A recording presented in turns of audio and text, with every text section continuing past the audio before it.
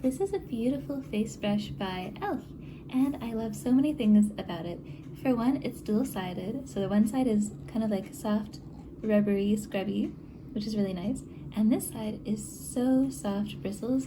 This feels unlike any other face brush I've really tried because it is so gentle and so soft. It's like you barely press on it and it is so smooth, and so that feels so nice on your skin. Both sides really are excellent. I really feel like it's kind of doing a revolutionizing kind of style in face brush realm because it's so gentle. I feel like even though it's kind of really soft when you use it, it really does wonders and works really well.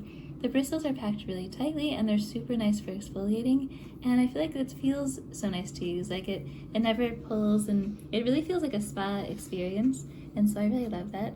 It also feels nice to hold. It's weighted on one side so it actually can stand up by itself, and it only takes about 1 day to dry it, air dry it, so you can just leave it sitting up there and it's totally fine, and it has, just drying abilities.